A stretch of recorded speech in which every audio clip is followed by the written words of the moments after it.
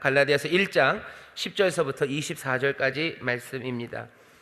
갈라디아서 1장 10절에서부터 24절까지 말씀입니다. 찾으신 것 같은데 다 같이 한 목소리로 봉독하겠습니다. 이제 내가 사람들에게 좋게 하랴 하나님께 좋게 하랴 사람들에게 기쁨을 구하랴 내가 사람까지 사람의 기쁨을 구하는 것이었다면 그리스도의 종이 아니니라. 형제들아 내가 너희에게 알게 하노니 내가 전한 복음이 사람의 뜻을 따라 된 것이 아니라 이는 내가 사람에게서 받은 것도 아니요 배운 것도 아니요 오직 예수 그리스도의 계시로 말미암은 것이라. 내가 이전에 유대교에 있을 때 행한 일을 너희가 들었거니와 하나님의 교회를 심히 핍박하여 잔해하고 내가 내 동족 중 여러 연갑자보다 유대교를 지나치게 믿어 내 조상의 유전에 대하여 더욱 열심히 있었으나 그러나 내 어머니의 태로부터 나를 택정하시고 은혜로 나를 부르시니가 그 아들을 이방에 전하기 위하여 그를 내 속에 나타내시기를 기뻐하실 때 내가 곧 혈육과 의논하지 아니하고 또 나보다 먼저 사도된 자들을 만나려고 예루살렘으로 가지 아니하고 오직 아라비아로 갔다가 다시 다메섹으로 돌아갔노라. 그 후 3년 만에 내가 게바를 신방하려고 예루살렘에 올라가서 저와 함께 15일을 유할세 주의 형제 야고보 외에 다른 사도들을 보지 못하였노라. 보라 내가 너희에게 쓰는 것은 하나님 앞에서 거짓말이 아니로라. 그 후에 내가 수리아와 길리기아 지방에 이르렀으나 유대 그리스도 안에 있는 교회들이 나를 얼굴로 알지 못하고 다만 우리를 핍박하던 자가 전에 잔해하던 그 믿음을 지금 전한다 함을 듣고 나로 말미암아 영광을 하나님께 돌리니라. 아멘. 아멘. 감사합니다. 여기 갈라디아서 1장 10절에서부터 24절 되어 있지만요 11절에서부터 읽으시면 됩니다. 지난주에 우리가 10절까지 읽었는데요 그냥 10절이 같이 왔어요. 그래도 한 절 더 읽는다고 크게 문제되는 건 아닙니다. 제목이 뭐예요? 사람이 아니라 하나님이라는 제목입니다. 사람이 아니라 하나님입니다. 11절부터 24절까지의 어떻게 보면 그냥 주제는요 뭐냐면 이런 겁니다. 바울이 지금 말하고 싶어하는 건 그런 거죠. 그러니까 갈라디아서를 쓰게 된 게 약간의 그 갈등입니다. 바울이 가르친 게 있어요. 바울이 가르칠 때는 할례 그거 필요 없고요. 어쩌면 할례하는 건 좋지 않고 위험하다라고 가르쳤어요. 특히 이방인들이. 유대인들은 할례해도 돼요. 하지만 이방인들이 그럴 필요는 없어요. 그런데 바울 말고 다른 사도들도 있죠. 다른 사도들에게서 배운 유대인 그리스도인들이 갈라디아 지방으로 온 겁니다. 이 사람들은 다른 얘기하는 거예요. 이 사람들은 예수 믿으려면 예수를 믿고 하나님의 자녀가 되어서 아브라함의 자손이 되려면 당연히 아브라함의 자손이 해야 되는 율법을 지켜야 된다는 거예요. 율법을 지키는 것 중에서도 특별히 뭘 지켜야 돼요? 할례를 지켜야 돼요. 전에도 말씀드렸지만 율법을 지킨다고 했을 때 살인하지 말라 이런 거는 다 같이 지키는 겁니다. 그렇죠? 도둑질하지 말라 다 같이 지켜요. 이방인들도 그거는 나쁜 일이라는 걸 알고 안 합니다. 근데 할례는 좀 특별하죠. 이거는 해도 되고 안 해도 되는 일이에요. 사실은 좀 위험한 일입니다. 그런데 할례를 유대인들은 해요. 그런데 이 사람들은 안 해요. 율법을 따라 살아가는 가장 분명한 표식이 할례입니다. 할례는 그냥 딱 증거죠. 할례 받았나 안 받았나 그냥 딱 까보면 돼요. 네가 무슨 마음의 탐심을 가졌나 안 했나 그건 딱 까보기가 어렵죠. 부모에게 효도하고 부모를 따르는지 그것도 참 애매합니다. 이게 제대로 하는 건지 아닌지 몰라요. 하지만 할례는 분명하죠. 할례가 분명하고 또 하나 분명한 게 안식일 지키는 겁니다. 안식일 지키는 건 분명해요. 안식일에 가지 않아요. 안식일에 일하지 않아요. 안식일에 해야 되는 기도들을 하는지 안 하는지 그거 보면 돼요. 그러니 안식일 지키는 것 그리고 할례하는 것 그것이 제일 눈에 띄는 유대인의 표식입니다. 유대인들이 성전이 없어요. 제사를 지낼 수가 없고 그리고 또 명절을 지킬 수가 없어요. 그러니까 그 토라 율법 안에 제사 지내는 법이 많죠. 제사법이 많은데 그 많은 분량들이 거의 그냥 무용지물이 되는 거예요. 왜? 제사 지낼 성전이 없으니 어떻게 제사를 지냅니까? 못 지내죠. 그러면 구약 성경에 있는 그 많은 것 중에서 이것도 못하고 저것도 못하고 이것도 못해요. 뭘 어디다가 하나님 앞에 드리려도 받을 데가 없어요. 그죠? 그러니 헌금도 제대로 하기 어렵고 그 다음에 제사도 어렵습니다. 남은 게 뭐가 있어요?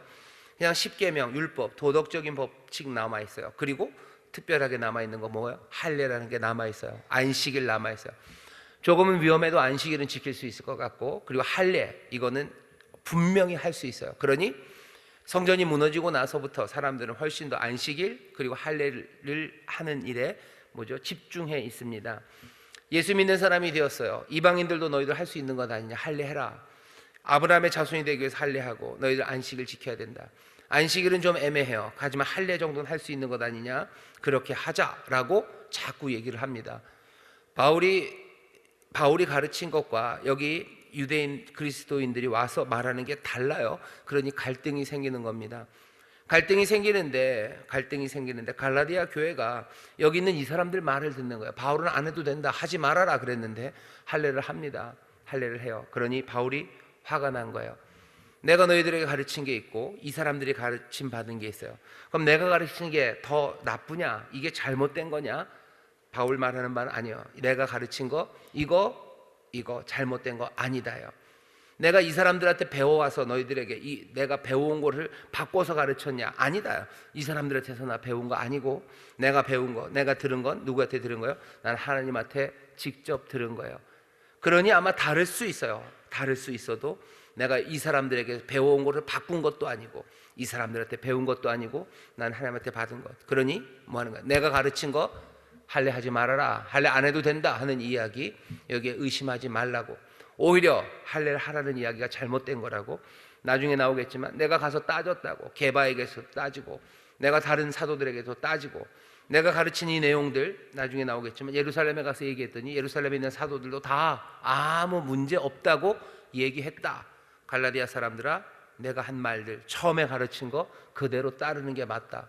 할례하라는 사람들 나쁜 사람들이다. 그 사람들 말 듣지 마라. 그게 갈라디아서가 지금 쓰여진 목적입니다. 그 이야기를 하려니 오늘 본문은 그거예요. 내가 받은 복음, 내가 너에게 가르친 것은 누구에게 온 거예요? 하나님께로부터 받은 거예요. 하나님께로 받은 거고 하나님이 은혜로 나에게 보이신 거고 하나님이 은혜로 나를 너에게 또 보내셔서 이 일 가르친 거다. 내가 전한 건 하나님의 말씀이다 라는 것을 강조하기 위해서 지금 바울이 자기의 옛 이야기를 쭉 하는 겁니다. 옛 이야기는 그런 거예요. 내가 거기 가서 배운 적 없다는 거죠.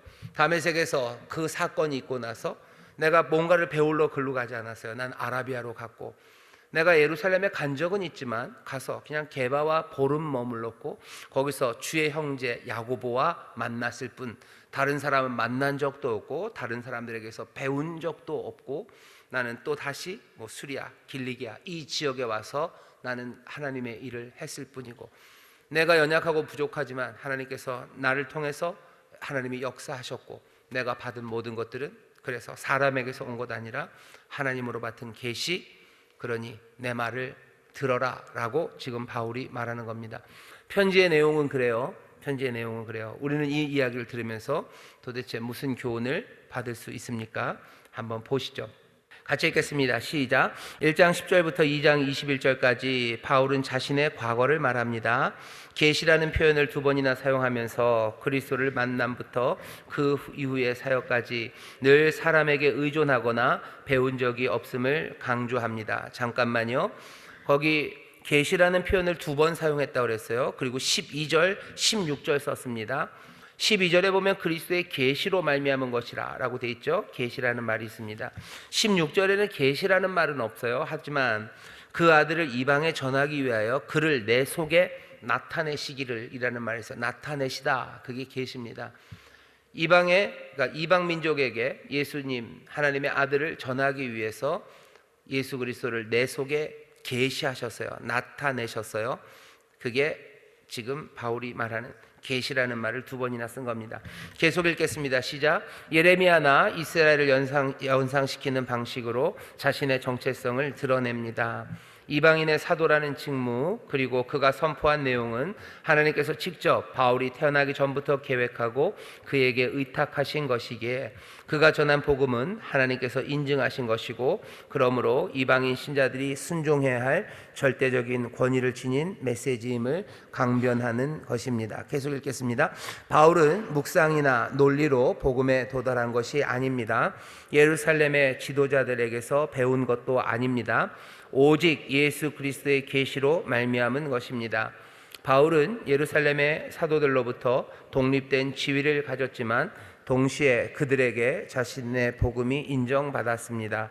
바울이 전한 복음은 다른 사도들이 받은 메시지를 통해서 확증된 것이기도 합니다. 그러므로 바울이 전한 복음에서 벗어나면 누구든지 저주의 대상이 됩니다.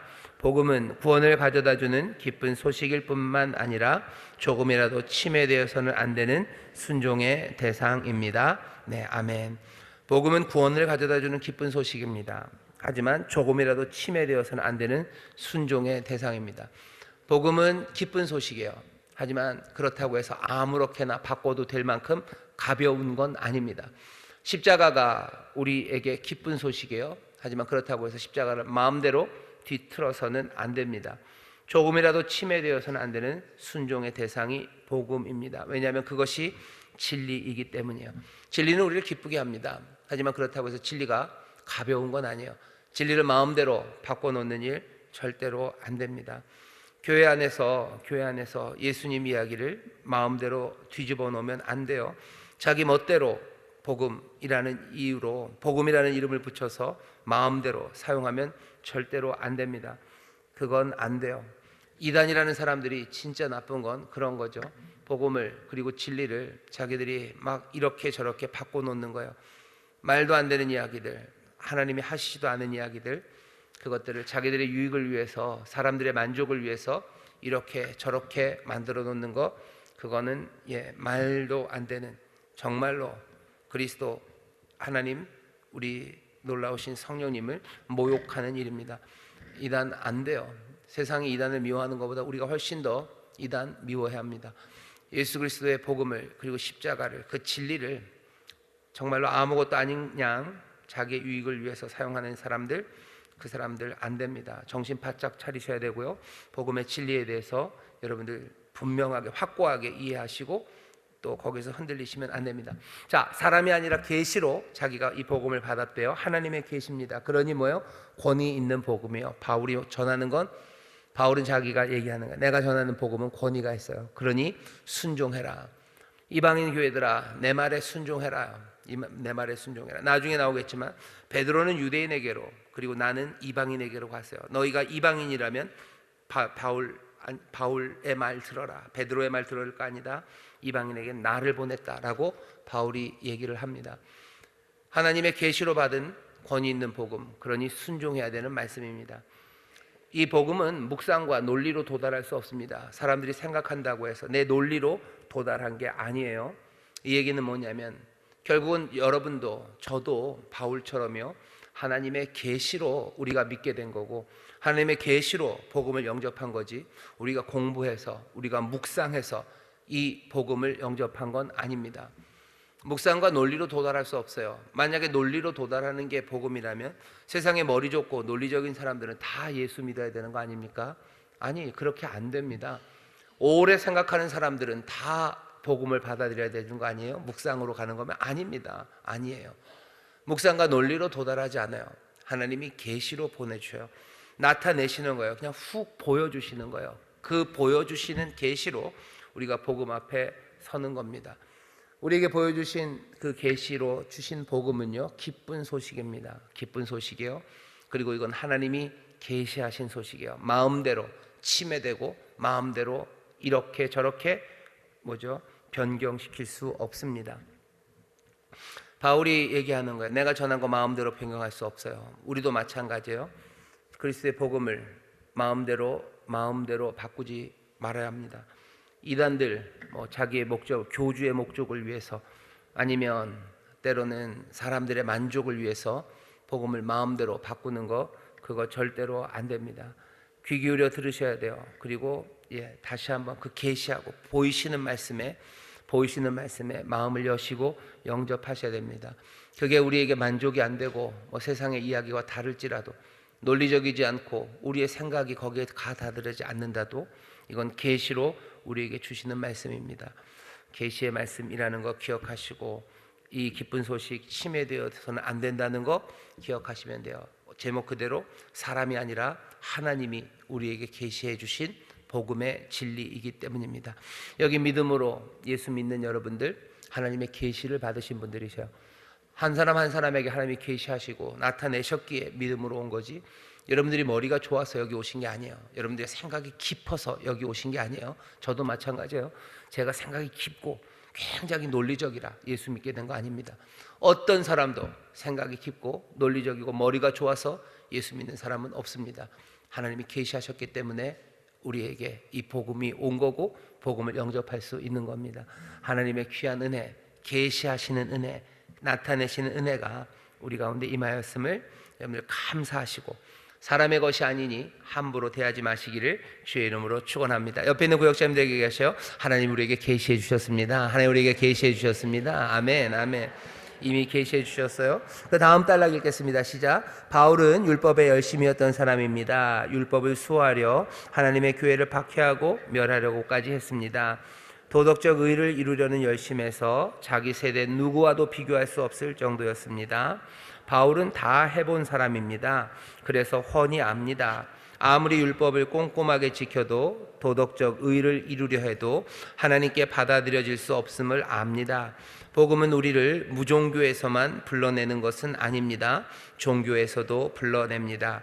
복음은 은혜가 필요 없을 만큼 착한 사람은 없습니다.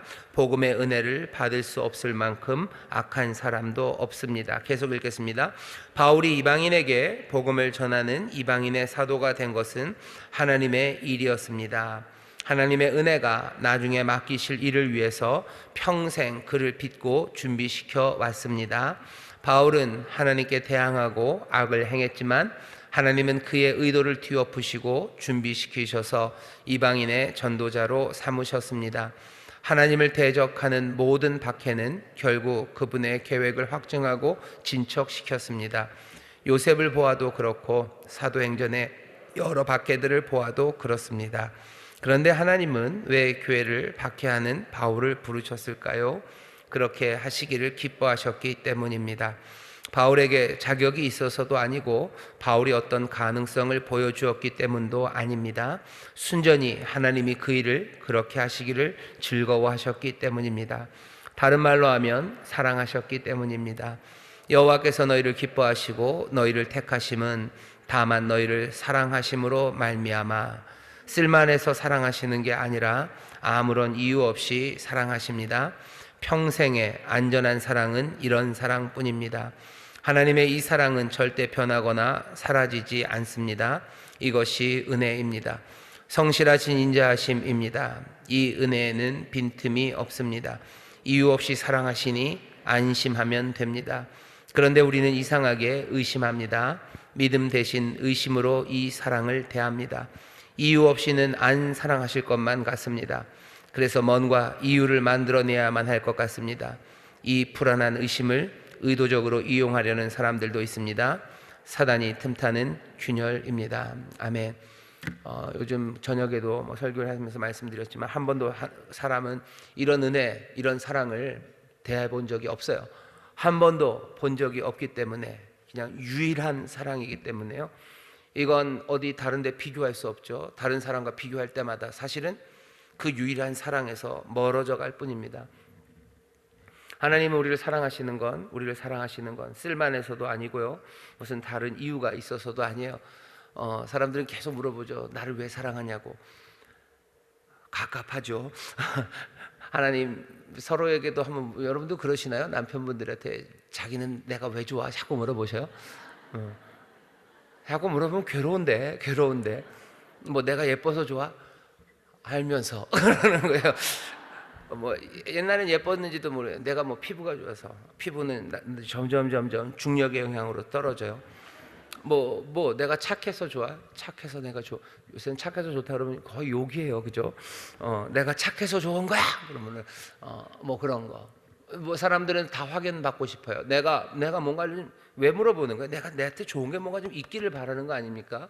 그래서 물어보는 거죠. 내가 너를 사랑한다는데 그럼 그걸로 된 건데 사실은 내가 나를 왜 좋아하냐, 나를 왜 좋아하고 내가 뭐가 그렇게 좋으냐고.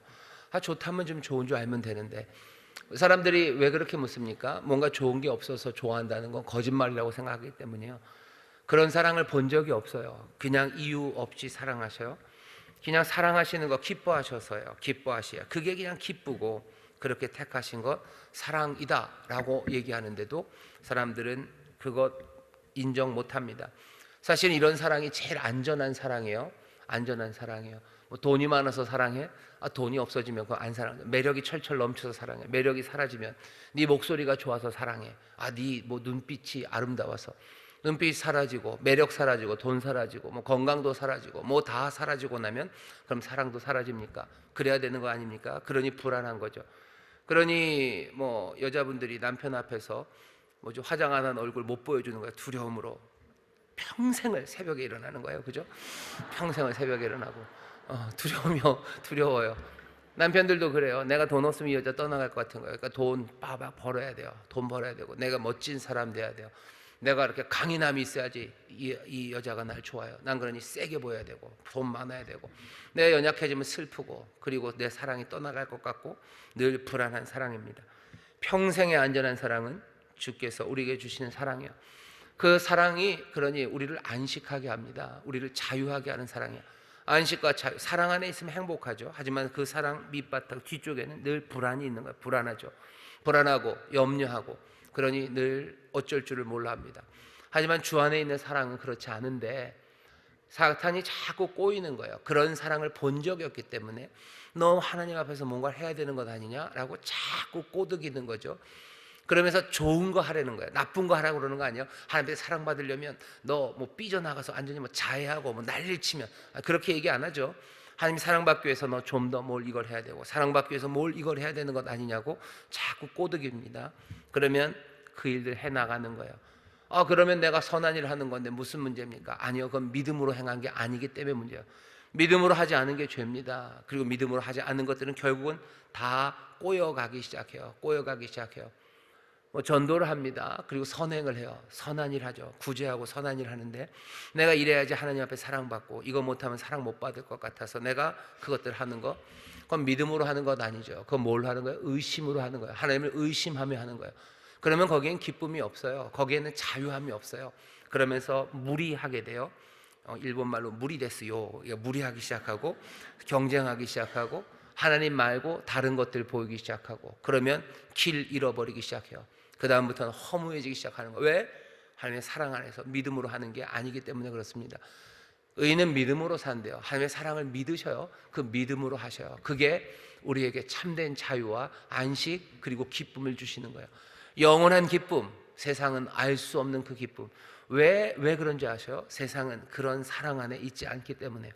우리가 그 사랑 안에 있으면, 그 그리스도 안에 있으면요, 우리는 그렇게 기뻐할 수 있습니다. 두려움 없는 기쁨이 우리 가운데 있어요. 당연히 제대로 못 이루어져도 우리는 기뻐합니다.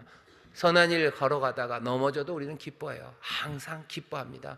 그리고 늘 감사해요. 그러면서도 사랑하기에 내가 기도하고 하나님 앞에 간절함으로 더 잘하기를 바라죠. 하지만 그건 믿음으로 하는 거지 의심으로 하는 거 아니에요. 의심으로 살지 마세요. 믿음으로 사십시오. 이 믿음이 그리스도 안에서 그리스도를 향한 그 믿음이 우리 안에서 조금씩 이루어진다고 상상해 보셔. 우리 구역장님은 예수님이 나를 사랑하시니 똑같이는 아니어도 나를 그렇게 사랑하셔요. 내가 잘나고 예쁘고 아니면 내가 돈이 많고 내가 뭐가 맛있는 맛집을 많이 알고 아니면 뭐죠, 무슨 비율을 잘 맞춰서 나를 사랑하는 게 아니라 우리 구역장님은 그리스도의 사랑으로, 하나님의 그 사랑으로 나를 사랑하셔라고 우리 구역원들이 그 사랑을 확인하기 시작하면 우리 구역원들은 사랑 안에서 행복합니다. 그리고 자유해요. 그리고 거기서 안식을 누리기 시작해요. 힘들고 넘어져도 어려운 일이 있어도요, 그 안에 기쁨이 사라지지 않아요. 감사가 사라지지 않아요. 굳건하게 삶을 살아갈 수 있습니다. 주 안에서 든든히 서야 되고요, 서로를 향한 이 믿음의, 그러니까 사랑에 대한 신뢰가, 이 믿음이 점점 생겨날 때 그때 구역이 아름다워져요. 가정이 그때 아름다워지지 않겠습니까? 행복한 가정들 보셔. 돈 이런 건 이거는 그냥 그건 제대로 된 변수가 아닙니다.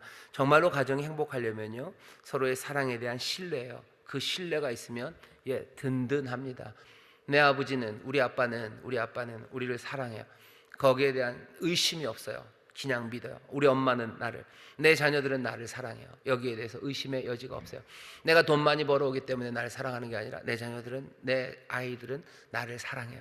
이 사랑에 의심이 없을 때 그 가정은 든든하게 섭니다. 믿음으로 살아가는 겁니다. 하나님의 은혜가 우리 가운데 그렇게 옵니다. 하나님의 은혜가 우리 가운데 그렇게 와요. 세상엔 이런 은혜를 본 적이 없어요. 이런 사랑을 본 적이 없어요. 그러니 자꾸요 주님 보기 시작해야 되고, 자꾸 하나님의 말씀 보시면서 그 사랑이 어떤 사랑인지 우리 안에서 하나하나 확인돼 가야 합니다. 주 안에서 기뻐하셔요. 주 안에서 여러분들 자유하십시오. 믿음으로 자유하셔요. 그리고 서로를 신뢰하는 가운데 그 기쁨을 더 풍성하게 이 땅에 채워 가십시오. 바울이 지금 고백하는 그 은혜는 그런 은혜입니다. 하나님이 나를 그렇게 부르셨어요. 박해하고 나쁜 짓 하고 뭐 그렇게 했었어도 하나님이 나를 부르셨어요. 은혜로 부르셨어요. 엄마의 태에서부터 부르셨어요. 내가 박해하고 뭐하는 모든 일들 가운데 하나님은 은혜로 나를 사랑하셔서 그 길을 인도하셨어요. 그러니 감사할 일이죠. 내 이제껏의 삶, 잘못한 것들, 그것 안에서도 은혜가 함께 하셨으니 나는 삶을 돌아보며 후회는 있습니다. 하지만 지나간 내 삶도 나는 감사해요. 왜? 거기에도 하나님의 은혜가 있었기 때문입니다. 범사에 감사하는 거예요. 범사에. 지난 나쁜 일에 왜 감사합니까? 그래도 감사할 수 있는 건 하나님의 은혜가 거기 있었음을 내가 알아요. 그러니 감사합니다. 내가 죄 지은 거 감사합니까? 예, 내가 그것마저도 감사할 수 있어요. 왜? 그 가운데도 하나님의 은혜가 있었으니 나는 그 시간에 하나님의 은혜에 대해서 나는 감사합니다. 잘못한 일에 대해서도 감사할 수 있어요. 세상에 벌어지는 여러 가지 슬픈 일들 가운데도 내가 감사할 수 있는 것, 그 모든 것 안에 하나님께서 사랑하시는 사랑, 그 은혜가 있었기 때문입니다. 세상에 이런 은혜는 없어요. 이런 사랑은 없어요. 오직 주님만이 우리를 그렇게 사랑하시고 또 우리를 그 사랑 안으로 부르시고 또 우리에게 그 사랑을 가르치셔요. 아버지의 사랑을 닮은 아들처럼 우리도 아들의 형상으로 만들어 가셔요. 우리가 언제 그렇게 될까? 우리는 그 소망이 있습니다. 또 여러분들은 무슨 소망이 있으신지 모르겠어요. 어떤 형상으로 바뀌었으면 좋으시겠어요? 김희의 형상으로 바뀌었으면 좋겠나요? 아니요, 아들의 형상으로 바꾸기를 꿈꾸셔야 돼요. 예수의 사랑, 우리 아버지의 사랑, 그 사랑으로 내가 변화되고 그렇게 그 형상을 닮은 사람 되기를 소망하셔요. 내가 사랑함으로 세상에 있는 사람들이 기뻐하기 시작하고 그 사랑 안에서 꽃들이 피기 시작하는 거죠. 생명이 피기 시작하는 그 귀한 삶을 소망하십시오. 이런 소망을 사람들이 얘기도 못 해봤고 꿈꿔보지도 못하고 다다르지도 못했어요. 그런데도 이 꿈, 이 소망을 우리가 꿈을 수 있는 건 다시 계시하셨기 때문이에요. 그 사랑을 보이셨기 때문이에요. 세상에 논리로 가는 데 아니에요. 묵상으로 가는 데 아니에요. 이 사랑을 우리에게 계시하신 겁니다. 보이셨어요. 그리고 우리는 그것을 영접한 사람입니다. 그 사랑으로 변화되어서 그 사랑을 어떻게 해요? 다시 계시하시기를, 나타내시기를 주의 이름으로 축원합니다. 바울은 은혜로 사도가 된 사람이요, 평생을 빚으시는 은혜, 자기를 빚으신 은혜를 바울은 압니다. 은혜는 어떻게 해요? 꼼꼼해요. 그리고 알뜰하셔요. 은혜는 진짜 꼼꼼하십니다. 알뜰하십니다. 내 삶 어느 것 하나도, 바울이 얘기하는 거잖아요. 태에 있을 때라도, 내가 나쁜 짓 하고 그리스도인들 박해할 때라도, 내가 하나님의 뜻에 거역할 그때에도 하나님의 은혜로 있으셨어요. 비어있지 않아요. 꽉 차요. 충만하신 은혜입니다. 내 평생을 빚으시는 은혜요. 다시 한번, 내가 과거에 넘어지고 예수님 몰랐을 그때라도, 내가 잘못했었던 그때라도, 하나님 앞에 반역했던 그때라도 하나님의 은혜는 꼼꼼하고 알뜰하시게 나를 붙잡으십니다. 하나님이 진노 가운데도 은혜와 자비, 긍휼을 잊지 않으셔요. 하나님이 때리실 때도 하나님의 은혜는 몽땅 다 사라져 있습니까? 아니요, 아닙니다. 평생을 바울을 빚으셔요. 꼼꼼하고 알뜰하십니다. 기뻐하시고 사랑하시는 은혜요. 우리를 기뻐하셔요. 우리를 사랑하십니다. 말도 안 돼요. 그러니 말도 안 되는 은혜입니다. 말도 안 되는 은혜. 우리가 공로 없어도, 이유 없어도 우리를 사랑하시는 그 은혜입니다. 진실을 얘기해 주셔요. 제가 아까 말씀드렸죠. 이 진실을 얘기해, 이 진리를 얘기해 주셔요. 사람들은 아니라고 아니 진실을 얘기해 주셔요. 십자가 거기에서 도대체 무엇을 보이셨는지 분명히 얘기해 주셔요. 하나님의 아들이 거기 와서 왜 피 흘렸을 거라 같다고 우리를 기뻐하시고 사랑하시는, 공로 없어도 이유 없어도 우리가 죄인 되었을 때, 원수 되었을 때 우리를 사랑하셨어요. 그때라도 기뻐하시고 우리를 사랑하십니다. 우리를 향해 진노하지 않으십니까? 예, 진노하는 그 진노는 뭐로 설명돼요? 질투하시는 사랑이요. 질투하시는 사랑이요. 가만두실 수 없어서 그렇게 하신 거예요. 우리를 기뻐하시고 사랑하시는 은혜, 그 은혜로 바울은 자기가 사도됐다는 걸 압니다. 공로가 없어도, 이유가 없어도요. 그러니 이 은혜는 안심하게 하시는 은혜입니다. 안심. 볼 때마다 전 좋아요. 안심하게 하시는 은혜입니다. 그냥 안심 보면 안심이 됩니다. 안심이 돼요. 두려움도 의심도 필요 없어요. 두려움도 의심도 필요 없습니다. 의심하지 마셔. 믿으셔. 안심하게 하시는 은혜입니다. 바울은 이 은혜를 아는 사람입니다. 마지막 단락 같이 읽겠습니다. 시작. 죄인들에게 계시하시고 역사하시고 신앙으로 이끄시고 하나님을 섬기도록 하십니다. 하지만 여기가 끝이 아닙니다. 은혜는 바울 안에서 계속 역사하십니다. 바울이 하는 증언은 그를 내 속에 나타내시기를 기뻐하셨다는 것입니다. 예수님을 마음속에, 바울 속에 나타내셨습니다. 바울을 통해 그리스도를 계시하시려고 하나님께서 바울에게 그리스도를 계시하셨습니다.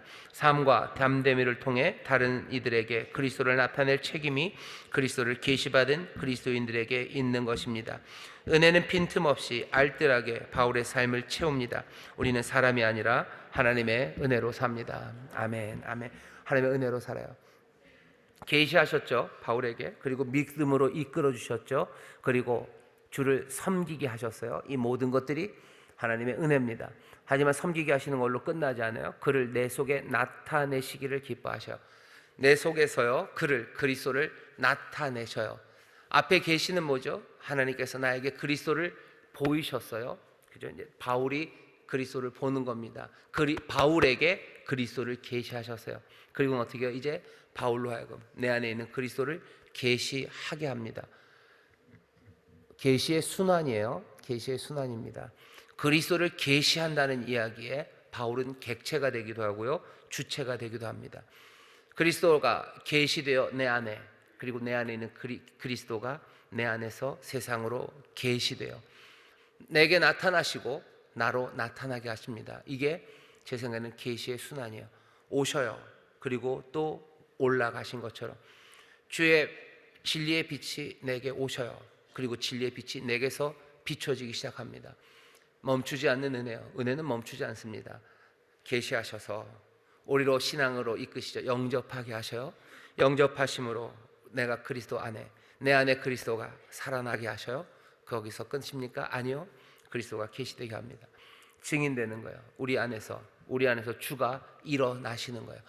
스가랴에 나오는 것처럼 성전에서 주가 일어나시듯이, 우리 안에서 주가 일어나시듯이 우리 안에서 그리스도가 계시됩니다.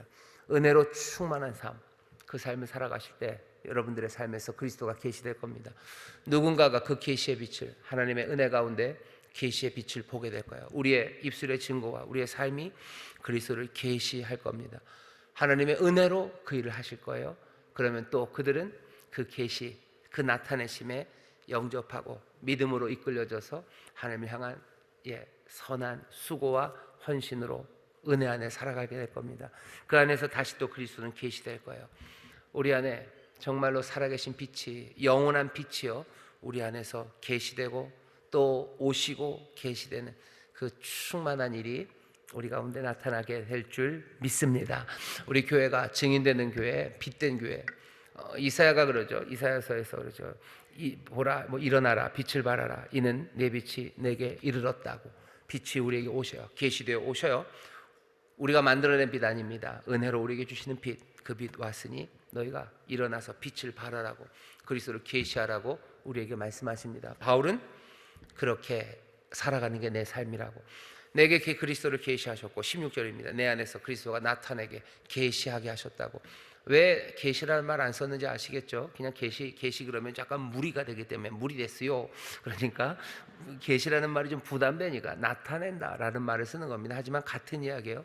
그리스도를 우리에게 계시하시고 우리로 그리스도를 계시하게 하셔요. 그게 바울이 자기의 삶을 설명하는 거고 우리도 우리의 삶을 설명하는 거예요. 은혜, 그 은혜 안에서 우리에게 은혜가 임하고요.